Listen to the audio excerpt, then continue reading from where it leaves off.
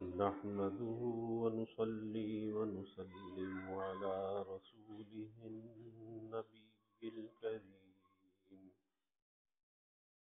وعلى آله وأصحابه أجمعين.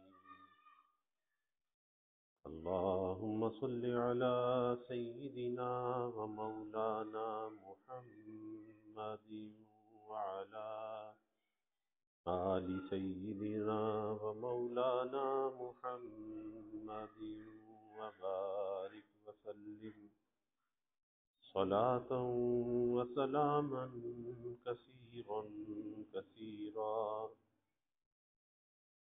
توفیق الہی اپنے مرشد پاک کی برکت سے جمعے کی عشاء کی اس نشست میں امام غزالی رحمۃ اللہ علیہ کی کیمیائے سعادت کا درس چل رہا ہے. اس کتاب کا چوتھا اصول ہے باب الغضب والحسد، غصہ اور حسد کے بارے میں، جس میں غصے کی حقیقت پر پہلے بات ہوئی، پھر غصے کو ضبط کرنے پر بات ہوئی کہ غصے کو ضبط کرنا کتنا ضروری ہے، کہ غصہ آگ سے ہے اور شیطان بھی آگ سے ہے. تو جب آدمی کے اندر غصے کی کیفیت آتی ہے تو گویا کہ ایک شیطانی کیفیت اس کے اندر پیدا ہو جاتی ہے. اور پھر کئی واقعات اولیاء امت کے بیان کیے، حضور صلی اللہ علیہ وسلم کے واقعات کو بیان کیا کہ اس غصے کو پینا چاہیے. غصے کا گھونٹ جو ہے یہ پینے کے مشروبات میں سب سے بہترین مشروب ہے کہ آدمی کو غصہ آئے اور وہ غصے کو پی جائے. پھر غصے کے اسباب پر بات چل رہی تھی کہ غصے کے اسباب کا جاننا ضروری ہے. فرماتے ہیں کہ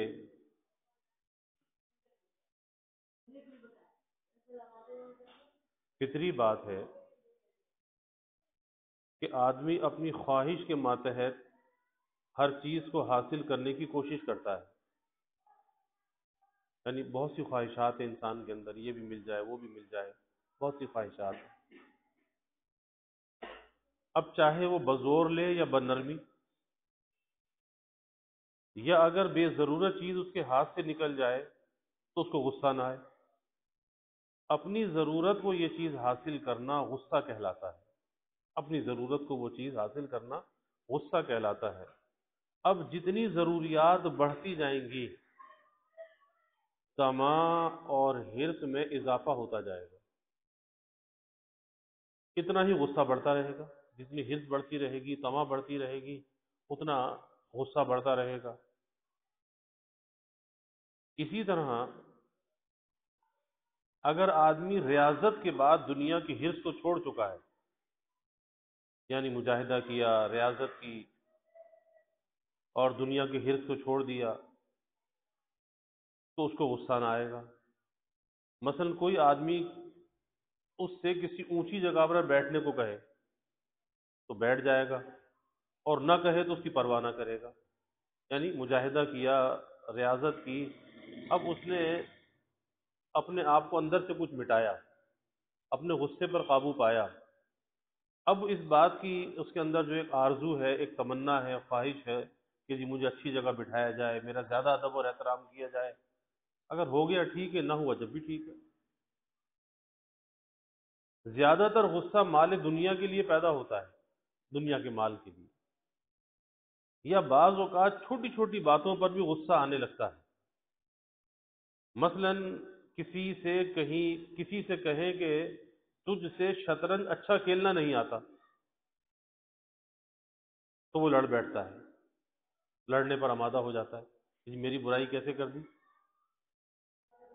لیکن ایسے غصے کو ذرا سا سمجھدار آدمی تھوڑی سی ریاضت کے بعد برداشت کر سکتا ہے کہ بھئی اس نے اگر کہہ دیا تو کیا فرق پڑا، اگر میرے پاس اس کا ہنر اور کمال حاصل ہے، اس کے کہنے سے جائے گا نہیں.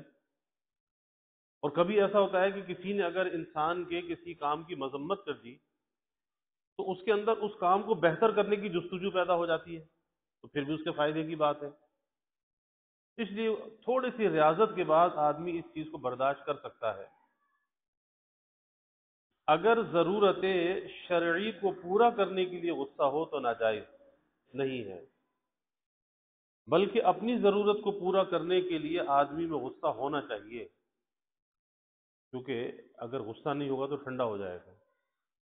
ہاں، غصے کا استعمال بیجا استعمال نہیں ہونا چاہیے، لیکن اتنا نہ ہونا چاہیے کہ آدمی اپنے ہوش و حواس کھو بیٹھے، جب غصہ آئے بالکل ازجا رفتہ ہو جائے، بے قابو ہو جائے۔ سرکار دو عالم صلی اللہ علیہ وسلم نے فرمایا، میں بھی ایک تم جیسا آدمی ہی ہوں، اور جس طرح تم غصہ کرتے ہو مجھے بھی غصہ آتا ہے۔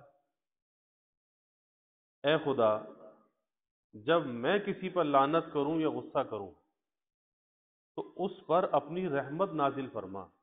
یعنی آپ اللہ سے یہ دعا کر رہے ہیں کہ میں بھی ایک بشر ہوں، مجھے بھی غصہ آ سکتا ہے، اور غصے میں کچھ کہہ بھی سکتا ہوں، تو اگر اس غصے کے اندر میں کسی سے کچھ کہہ دوں تو اے اللہ تو اس پر اپنی رحمت نازل فرما، میں جو غصے کے اندر کہوں وہ ویسا نہ ہو۔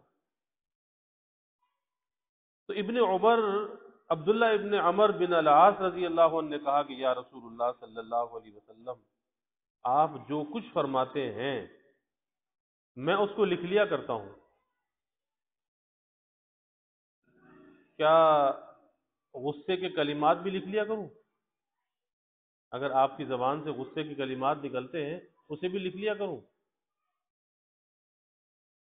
ارشاد نبوی ہوا، اللہ کے حبیب صلی اللہ علیہ وسلم نے فرمایا کہ خدا کی قسم، میں غصے کے وقت بھی کوئی خلاف شریعت بات نہیں کہتا ہوں، غصے کی حالت میں بھی شریعت کے خلاف کوئی بات نہیں کہتا۔ حضور نبی کریم صلی اللہ علیہ وسلم نے یہ فرمایا، مجھے غصہ نہیں بلکہ حکم ہوا کہ غصہ خلاف شریعت نہیں ہے۔ ایک بار حضرت عائشہ صدیقہ رضی اللہ عنہا کو غصہ آ گیا تو سرکار دو عالم صلی اللہ علیہ وسلم نے فرمایا کہ شیطان آ گیا۔ غصہ آیا، آپ نے فرمایا کہ شیطان آ گیا، کیونکہ اس میں ایک نار کی آگ کی کیفیت ہے۔ تو دریافت کیا کہ آپ غصہ کرتے ہیں تب بھی شیطان آتا ہے؟ اب ام المومنین نے سے سوال کیا، فرمایا کہ آتا ہے، لیکن میرے قابو میں ہے، میں اس پر غالب ہوں۔ جو شیطان آتا ہے میرے قابو میں ہے اور میں اس پر غالب ہوں، اور میں اس کو صرف اچھے کام کے لیے حکم دیتا ہوں، یعنی وہ میرا شیطان میرے قابو کے اندر ہے۔ بعض لوگوں پر وحدانیت کا جذبہ اتنا طاری ہوتا ہے کہ غصے کی کیفیات دب جاتی ہیں، اور اس کے بعد لوگ اس کو اگر پتھر بھی مارتے ہیں تو غصہ نہیں آتا۔ اس درجے مجاہدہ کر کے، ریاضت کر کے اتنے مغلوب الحال ہو جاتے ہیں کہ کوئی پتھر بھی مار رہا ہے پھر بھی کچھ نہیں کہتے۔ لیکن بباطن غصہ ضرور آتا ہے اندر سے، اس کو پتھر پر غصہ نہیں آتا بلکہ مارنے والے پر آتا ہے۔ اسی طرح اگر بادشاہ کے حکم سے کوئی عمل کیا جاتا ہے تو اس کو بادشاہ پر غصہ آتا ہے، اس کے لکھے پر نہیں آتا، یا بادشاہ کے ماتحتوں پر نہیں آتا، بلکہ اس بادشاہ پر آتا ہے کہ اس نے یہ لکھا کیوں ہے۔ اسی طرح توحید کے غلبے کے بعد وہ ہر کام من جانب اللہ سمجھتا ہے، بھئی کچھ ہوا ہے اللہ کی طرف سے ہوا ہے، اور جب اللہ کی طرف سے ہوا ہے تو ٹھیک ہے، خیر ہوگی، بہتری ہوگی، اللہ ہمارا خیر خواہ ہے، تمام انسانوں سے زیادہ بڑھ کر ہمارا خیر خواہ ہے۔ حالانکہ آدمی کے ہاتھ کی حرکات قدرت کے ماتحت ہیں، مگر قدرت ارادے اور خواہشات کی قیود میں ہے۔ یعنی کوئی آدمی کہے کہ بھئی میں نے اپنا ہاتھ اٹھایا، اپنے ہاتھ سے کوئی چیز پھینکا، اپنے ہاتھ سے کچھ لکھا، اپنے ہاتھ سے کوئی پکڑا، تو اب یہ کیا ہے، یہ ہاتھ تو میرے خود قابو کے اندر ہے نا، میری قدرت کے اندر ہے، مگر قدرت ارادے اور خواہشات کی قیود میں ہے۔ یعنی ہاتھ اگر یہ ارادہ اگر پیدا ہو رہا ہے اللہ کے چاہنے سے ہو رہا ہے، من جانب اللہ ہو رہا ہے، اور قوت ارادی انسان کے بس میں نہیں، کوئی اور اس کی ڈوریں ہلاتا ہے۔ خواہشات دے کر اس کو قادر کر دیا گیا، خواہشات دی گئی، اچھی بری، اچھے برے تقاضے دیے گئے، اب کرے یا نہ کرے اس کی مرضی ہے، اس کا اختیار ہے۔ جبکہ خواہشات پیدا کر دی گئیں اور ارادہ بھی اس طرف سے عطا ہو گیا، تو افعال کا صادر ہونا ضروری ہے کہ یہ خیر اور شر کے تقاضے اس میں رکھ دیے گئے۔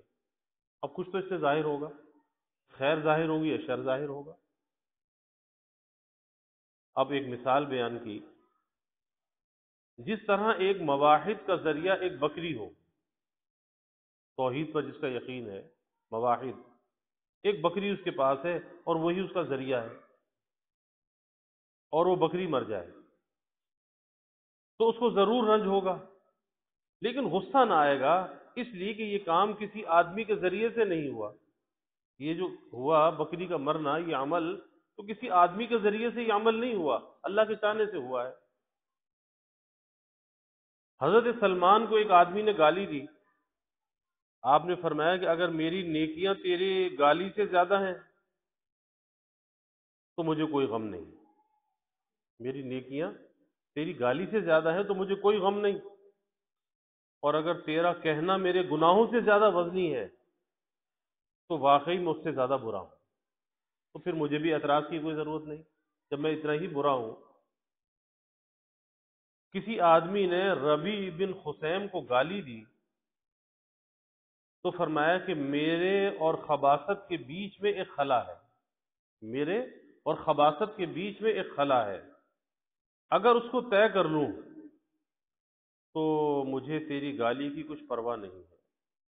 یعنی انسان کے لیے جنت میں جانا، آخرت کی نعمتوں کو حاصل کرنا، اس کے بیچ میں ایک گھاٹی ہے، اب اس گھاٹی کو عبور کرنا ہے۔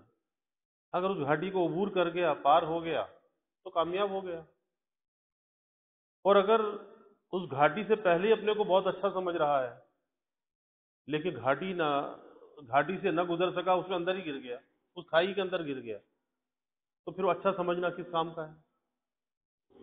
تو کہا کہ کسی نے ربی ابن خثیم کو گالی دی تو فرمایا میرے اور خباثت کے بیچ میں ایک خلا ہے، اگر اس کو طے کر لوں تو مجھے تیری گالی کی کوئی پرواہ نہیں۔ یعنی میرا خاتمہ اگر ایمان پر ہو جائے تو مجھے کوئی پرواہ نہیں، اگر اللہ مجھے جنت دے دے، جہنم سے نجات دے دے، مجھے کوئی پرواہ نہیں، ایک گالی کا 1000 گالیاں بھی تو دے لے۔ اور اگر طے نہ کر سکا، یہ راستہ طے نہ کر سکا، کامیاب نہ ہو سکا، اس گھاٹی کو عبور نہ کر سکا، تو تیرے کہنے سے کہیں زیادہ ہے، میں اس سے زیادہ کہیں برا ہوں تو تو نے مجھے کہا ہے۔ آپ وحدانیت میں اتنے کھو گئے تھے کہ اس بات پر بھی غصہ نہ آیا۔ مالک بن دینار رحمۃ اللہ علیہ کو ایک آدمی نے ریاکار کہا کہ بھئی تم تو بہت بڑے ریاکار ہو۔ آپ نے فرمایا کہ تو نے خوب پہچانا، تو نے مجھے خوب پہچانا، لیکن غصہ نہیں کیا۔ حضرت شعبی کو ایک شخص نے کچھ کہا تو فرمایا کہ اگر تو سچ کہتا ہے تو خدا میرے اوپر رحم کرے، برا کہا ہوگا، اگر تو سچ کہتا ہے تو خدا میرے اوپر رحم کرے، اس برائی سے مجھے پاک کر دے، اور اگر غلط کہتا ہے تو خدا تجھ پر رحم کرے، لیکن غصہ نہیں کیا۔ تو یہ تمام مثالیں غصے کو ضبط کرنے والوں کی ہیں۔ خداوند عالم غصہ ضبط کرنے والوں کو دوست رکھتا ہے، جو غصے کو ضبط کرتے ہیں اللہ اسے دوست رکھتا ہے۔ ظاہر ہے کہ جس چیز کی محبت آدمی پر غالب ہوگی وہ اس کام میں زیادہ محو رہے گا۔ جیسے کوئی آدمی کسی سے محبت کرتا ہے، تمام تکلیف برداشت کرنے میں اس کو لطف آئے گا، اس لیے کہ میرا محبوب اگر راضی ہے، وہ کوئی تکلیف بھی آتی تو کوئی پرواہ کی بات نہیں ہے۔ اسی طرح خداوند عالم سے محبت کرنے والے، اللہ سے محبت کرنے والے، اللہ یہ محبت عطا فرما دے، کسی کی پرواہ کیے بغیر، کسی کی لوم و لائم کی پرواہ کیے بغیر اس کی طرف اپنے کاموں کو چھوڑ دیتے ہیں۔ یعنی اس سے محبت ہے، لوگ کچھ بھی کہتے ہیں، تانا زنی کرتے ہیں، اعتراض کرتے ہیں، تکلیف دیتے ہیں، لیکن اللہ اگر راضی ہے، اللہ کی محبت حاصل ہے، پھر وہ کسی کی پرواہ نہیں کرتے۔ ہر آدمی کو چاہیے کہ کسی نہ کسی طرح غصے کو مغلوب کر لے، اور اگر بالکل نہ دبا سکے تو کم از کم اپنے قابو میں رکھیں، تاکہ خلاف شریعت کوئی کام عمل میں نہ آ سکے۔ کیونکہ جب غصہ بے قابو ہوگا تو نتیجہ یہ ہوگا کہ شریعت کے خلاف کوئی کام ہو جائے۔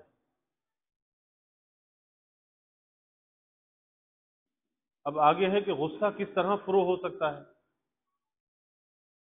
غصے کو مغلوب کرنا ہر آدمی کا فرض ہے۔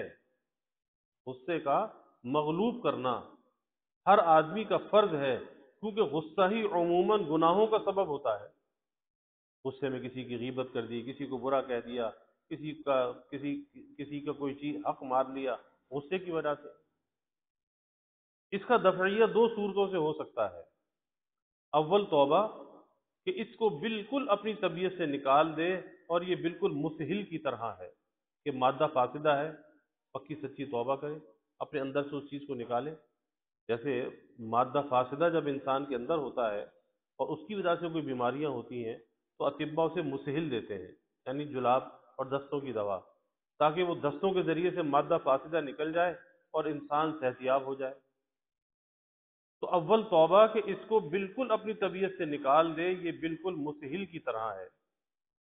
اور دوسرا یہ کہ قلب اور دماغ کو خواہش غضب کے اوپر مسلط کر لے، یعنی غضب کو مغلوب کر دے اور عقل کو اور قلب کو، دماغ کو اس پر غالب کر دے، پھر تو صحیح فیصلہ کر سکے گا۔ اور اگر غصے کے اندر فیصلہ کیا جذباتیت میں، ہمیشہ غلط فیصلہ ہوگا اور صحیح بات کے اندر بھی بگاڑ آ جائے گا۔ تو قلب اور دماغ کو خواہش غضب کے اوپر مسلط کر دے، بالکل جڑ سے نہ اکھاڑے۔ یہ ایسا ہے جیسے سکنج بین۔ مسہل اس طرح ہوتا ہے کہ غصے کی اصل بنیاد پر غور کرے کہ غصہ کیوں آیا، اس کے سبب میں غور کرے اور اس سبب کا علاج کرے، اور اس کے بعد اس سے پرہیز کرے۔ جس سبب سے بھی غصہ آیا ہے اس سے پرہیز کرے۔ عموماً غصے کے 5 اسباب ہیں، یعنی 5 سبب ہیں کہ جس کی وجہ سے آدمی کو غصہ آتا ہے۔ پہلا سبب غرور و تکبر، تکبر کی وجہ سے، بڑائی کی وجہ سے آدمی کو غصہ آتا ہے۔ مغرور آدمی ذرا ذرا سی بات پر اکڑتا ہے، بری لگتی ہے بات، فوراً لڑنے پہ آمادہ ہو جاتا ہے، فوراً اس کے اندر کی کڑواہٹ جو ہے وہ باہر نکل آتی ہے۔ مغرور آدمی ذرا ذرا سی بات پر اکڑ جاتا ہے، لہذا آدمی اپنے غرور کو عاجزی سے بدلنے کی کوشش کرے۔ جیسے واقعات ہے نا کہ اللہ والے جا رہے تھے، کسی نوجوان کے ٹھوکر لگ گئی، اس نے کہا جانتے نہیں ہو مجھے، میں کون ہوں؟ تو فرمایا کہ ہاں بھائی، میں تجھ سے زیادہ جانتا ہوں کہ تیری حقیقت، تیری ابتدا ایک ناپاک خطرہ ہے، اور اب یہ حالت ہے کہ تو ڈھیروں نجاست اپنے اندر لیے ہوئے ہے، اور انجام تیرا کیا ہوگا کہ قبر میں کیڑے کھائیں گے، تیرا جسم پھٹ جائے گا، بدبو پیدا ہو جائے گی، یہ تیرا انجام ہے، تو تجھ سے زیادہ جانتا ہوں۔ تو تکبر کب پیدا ہوتا ہے؟ جب آدمی اپنی حقیقت سے غافل ہوتا ہے اور مادی چیزوں پر، مادی اسباب پر اس کی نظر ہوتی ہے اور اس کی وجہ سے فخر کر رہا ہوتا ہے۔ تو پہلا سبب غرور اور تکبر، کہ مغرور آدمی ذرا ذرا سی بات پر اکڑ جاتا ہے، لہذا آدمی اپنے غرور کو عاجزی سے بدلنے کی کوشش کرے۔ یعنی تکبر کی جو ضد ہے وہ تواضع ہے، اور علاج بالضد ہوا کرتا ہے۔ تو عاجزی کو اختیار کر لے، تواضع کو اختیار کر لے، تکبر اندر سے نکل جائے گا، اور یہ سوچے کہ میں بھی انہی آدمیوں کی طرح ایک مخلوق ہوں، یعنی جس کے لیے دل میں حقارت آ رہی ہے، نفرت آ رہی ہے، کوئی اعتراض پیدا ہو رہا ہے، تو یہ سوچے میں کوئی ممتاز حیثیت کا مالک نہیں ہوں، میں بھی انہی جیسا ایک عام آدمی ہوں، لہٰذا ان سے خوش اخلاقی اور عجز سے پیش آئے، عاجزی کے ساتھ لوگوں سے پیش آئے۔ بس یہ طریقہ تکبر کو ختم کرنے کا ہے، کہ نفس تو یہ کہتا ہے نا کہ بڑائی کا اظہار کر، اپنی بڑائی، اپنا روب، اپنا دبدبہ دوسروں پر ڈال دے، تاکہ تیرا دبدبہ قائم ہو جائے، تیرا روب قائم ہو جائے، لوگوں کے دل میں تیری ہیبت آ جائے۔ اب اس کا علاج کیا ہے؟ علاج بالضد ہے، کہ اگر اندر کی خواہش یہ ہے کہ روب اور دبدبہ ہونا چاہیے، تو عاجزی انکساری کو اختیار کر لے، لوگوں سے نرمی کا برتاؤ کرے، اس طریقے سے تکبر پر چوٹ پڑے گی اور تکبر کی خواہش کمزور ہو جائے گی۔ دوسرا یہ ہے غصے کے اسباب کے آدمی میں عجب پیدا ہو جائے، یعنی آدمی اپنی بات اور افعال کو صحیح سمجھنے لگے کہ میں جو کچھ کہتا ہوں وہی ٹھیک ہے،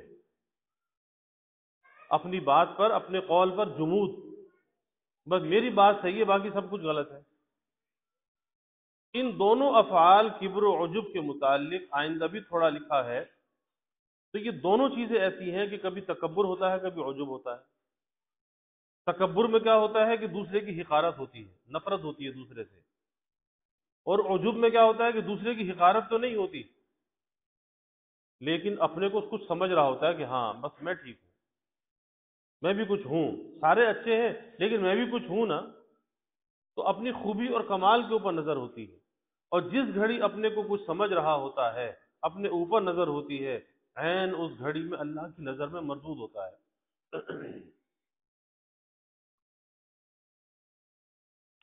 تیسرا سبب مزاح ہوتا ہے، مزاح، جس کے نتیجے میں آخر میں غصہ آتا ہے، لہذا مزاح کو ترک کر دینا ہی مناسب ہے۔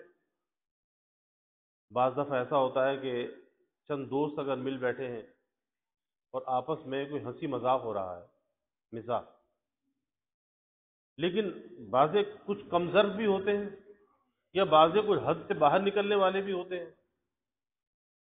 اب اس کسی نہ کسی پر تان کر دیا ہنسی مذاق کے اندر، اب اس نے دوسرے کے مزاج کے اندر تیزی کو پیدا کر دیا، کیونکہ تکبر تھا نا اندر، اس نے سے تو میری بے عزتی کر دی، دوستوں کے سامنے مجھے ذلیل کر دیا، اب اسے غصہ آ گیا اور غصے میں آپے سے باہر ہو گیا۔ تو ہمارا تیسرا سبب مزاح ہوتا ہے، یعنی یہ نہیں کہ ہر وقت کسی ہنسی مذاق میں لگا رہے اور لوگوں کے ساتھ مزاح کرتا رہے، نہیں، دیکھنا چاہیے کہ سامنے والا کون ہے، کیسا ہے، آیا بات کو برداشت کر سکتا ہے یا نہیں برداشت کر سکتا۔ تو لہذا مزاح کو ترک کر دے جس کے نتیجے میں غصہ آتا ہے۔ آخرت کو مد نظر رکھتے ہوئے بھی مزاح نہ کرنا ہی بہتر ہے، کہ اگر آدمی کے پیش نظر اپنی آخرت ہو، جیسے اللہ کے حبیب صلی اللہ علیہ وسلم نے فرمایا، آپ نے فرمایا کہ جو کچھ میں دیکھتا ہوں وہ تم نہیں دیکھتے، جو کچھ میں سنتا ہوں وہ تم نہیں سنتے، اگر جو میں دیکھتا ہوں وہ تم دیکھ لیتے، جو میں سنتا ہوں وہ تم سن لیتے، تو تمہاری کیفیت یہ ہوتی کہ تم بہت کم ہنستے اور بہت زیادہ روتے، اور نرم نرم بستروں پر اپنی بیویوں سے لطف اندوز نہ ہو سکتے، بلکہ یہ کیفیت ہوتی کہ تم جنگلوں کو، غار کوہ کو نکل جاتے، غار و کوہ کی طرف نکل جاتے، جو کچھ میں دیکھتا ہوں اگر وہ تم دیکھ لیتے۔ تو وہی بات ہے، آخرت کو مد نظر رکھتے ہوئے بھی مزاح نہ کرنا چاہیے، کہ دنیا کے اندر ہم ہنسی مذاق میں لگے رہے اور یہ نہ سوچے کہ ہمارا انجام کیا ہوگا، وہاں پر ہم کس حال کے اندر ہوں گے۔ تو جب ہمیں اپنے حال کی خبر نہیں، انجام کی خبر نہیں، تو پھر کیا حق پہنچتا ہے کہ لوگوں کے ساتھ مزاح کرتے رہیں، بات بات میں ہنسی مذاق اور ٹھٹا کرتے رہیں۔ مزاح کے ساتھ ساتھ مسخرہ پن اور ہنسی مذاق سے بھی آدمی پرہیز کرے تو اچھا ہے، یعنی کبھی کر لیا ٹھیک ہے طبیعت کی شگفتگی کے لیے، لیکن اس کے اندر بھی کوئی ایسی حرکت نہ کرے، کوئی ایسی بات نہ کرے جس میں جھوٹ ہو، کسی پر تان ہو، کسی کی غیبت ہو، کسی پر اعتراض ہو۔ مزاح بھی ایسا ہونا چاہیے حدود شرع کے اندر کہ جس میں کوئی غلط بات نہ ہو، جھوٹی بات نہ ہو، اور کسی پر اعتراض نہ ہو، کسی کی حد تک اس کے اندر نہ ہو۔ اور چوتھا سبب کہ دوسروں کی عیب جوئی اور ملامت کرے، یہ بھی خطرناک مرض ہے، کہ دوسروں کی عیب جوئی میں لگنا، دوسروں کی خرابیوں کو ڈھونڈنا۔ تو دوسروں کی عیب جوئی اور ملامت کرے، اس کا دفعیہ یہ ہے کہ آدمی اگر خود گناہ نہ کرتا ہو تو دوسروں کے عیب پر ہنسی مناسب نہیں، لیکن کوئی شخص ایسا نہیں جو عیب نہ کرتا ہو، یعنی ہر آدمی گنہگار ہے، کسی نہ کسی طرح کوئی نہ کوئی گناہ انسان سے ہو جاتا ہے، تو جب یہ خود عیب سے پاک نہیں ہے، اس کے اندر خود گناہوں کا انبار اس کے اندر موجود ہے، تو پھر اسے کیا حق پہنچتا ہے کہ کسی کی عیب جوئی کرے، کسی پر ملامت کرے، کسی پر طعن کرے؟ ارے بھائی تو بھی تو گنہ گار ہے، تو بھی تو خطا کار ہے، اور جب تو خود گنہ گار ہے تو اپنے گناہوں کی فکر کر، اپنے اس بوجھ کو ہلکا کر، اپنے مالک کی طرف رجوع کر۔ لہذا کسی کو ملامت کرنے اور نکتہ چینی کرنا یہ برا ہے، اس سے پرہیز کرنا چاہیے۔ اور پانچواں درجہ مال دنیا کی طلب ہے۔ غصے کا پانچواں سبب دنیا کے مال کی طلب ہے۔ اس سے دنیا کا کوئی آدمی خالی نہیں، ہر آدمی کے اندر یہ طلب ہے کہ مال مل جائے، کوئی آدمی خالی نہیں۔ حتیٰ کہ اگر کسی غریب اور فقیر آدمی کا ایک نوالا کوئی چھین لے، ایک نوالا چھین لے تو اس کو غصہ آ جاتا ہے، یا کسی حریص آدمی کا 1 روپیہ پیسہ کوئی لے لے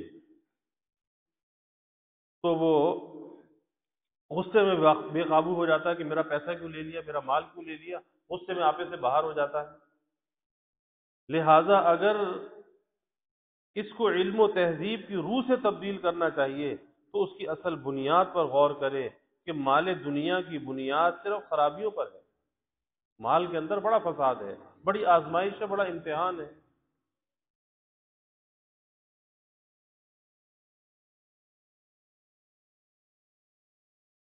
اگر اس کو علم و تہذیب کی روح سے تبدیل کرنا چاہے تو اس کی اصل میں بنیاد میں غور کرے کہ مال دنیا کی بنیاد صرف خرابیوں پر ہے۔ اس کو سمجھنے کے بعد علاج یہ ہے کہ اپنے سے بد اخلاقیوں کو دور کرے، جو برے اخلاق ہیں اس کو دور کرنا چاہیے، اور نیکوں کی صحبت اختیار کرے کہ جیسوں کی صحبت اختیار کرے گا وہی عادات و اطوار اس کے اندر پیدا ہو جائیں گی۔ بعض ناشناس لوگ تھے، وہ بیان کرتے تھے کہ اولیاء اللہ کی بردباری اور صبر بیکار ہے، آدمی ایسا ہونا چاہیے جیسے فلاں نے فلاں کو قتل کر دیا تھا، یعنی قتل کر کے تمام مال چھین لیا، جیسے فلاں نے فلاں کو قتل کر کے تمام مال چھین لیا۔ ایسے لوگوں سے دور رہے، اس لیے کہ ایسے وسوسے شیطانی ہیں، وساوس اس قسم کے جو آئیں وہ شیطانی ہیں۔ بعض لوگ کہتے ہیں کہ غصہ جوانی اور مردانگی کی علامت ہے، لیکن غصہ تو مرد و عورت بچے بوڑھے سبھی کو آتا ہے، اس میں کون سی مردانگی کی بات ہے؟ بلکہ سب سے بڑی بہادری یہ ہے کہ آدمی غصے کو برداشت کر لے، ضبط کر لے، غصے کے گھونٹ کو پی جائے۔ اور یہ صفات اولیاء اللہ میں ہے کہ غصے کو پینے والے ہیں۔ لہٰذا اگر نیکیاں چاہتا ہے تو اسی عادت پر عمل کر کہ غصے کے گھونٹ کو پینے کی عادت ڈال لے، اللہ سینے کو علم و حکمت سے بھر دے گا۔ اب اس کے بعد آگے غصے کے دفعیے کی کچھ تدابیر کو بیان کیا، یہ انشاءاللہ تعالی اس پر آئندہ بات ہوگی کہ غصے کو دور کرنے کے لیے کس کس چیز کی ضرورت ہے اور غصہ کس طرح سے دور ہو سکتا ہے۔ اللہ تعالی ہمیں اچھے اخلاق کا حامل بنائے اور غصے پر قابو پانے والا بنائے۔ وآخر دعوانا الحمد للہ رب العالمین والعاقبۃ للمتقین والصلاة والسلام على أشرف الأنبياء والمرسلين اللهم صل على سيدنا ومولانا محمد وعلى آل سيدنا ومولانا محمد وبارك وسلم ربنا آتنا في الدنيا حسنة وفي الآخرة حسنة وقنا عذاب النار ربنا أتمم لنا نورنا واغفر لنا إنك على كل شيء قدير اللهم أعنا بالعلم وزينا بالحلم وأكرمنا بالتقوى وجملنا بالعافية اللهم زدنا ولا تنقصنا وأكرمنا ولا تهنا وأعطنا ولا تحرمنا وآثرنا ولا تؤثر علينا اللهم إنا نعوذ بك من جهد البلاء ودرك الشقاء وسوء القضاء وشماتة الأعداء اللهم إنا نعوذ بك من زوال نعمتك وتحول عافيتك وفجاءة نقمتك وجميع سخطك اللهم اغفر ذنوبنا واستر عيوبنا واشرح صدورنا ونبر قلوبنا ويسر أمورنا وحسن مرادنا وتمم تقصيرنا. اللهم نجنا مما نخاف يا حفي الألطاف. اللهم أرنا الحق حقا وارزقنا اتباعه وأرنا الباطل باطلا وارزقنا اجتنابه. اللهم إنا نسألك العفو والعافية والمعافاة الدائمة في الدين والدنيا والآخرة والفوز بالجنة والنجاة من النار. اللهم إنا نسألك من خير ما سألك منه نبيك سيدنا محمد صلى الله عليه وسلم، ونعوذ بك من شر ما استعاذك منه نبيك سيدنا محمد صلى الله عليه وسلم. وأنت المستعان وعليك البلاغ ولا حول ولا قوة إلا بالله. وجزا الله عنا محمدا صلى الله عليه وسلم معه وآله، وصلى الله تعالى وسلم على النبي الكريم. آمين.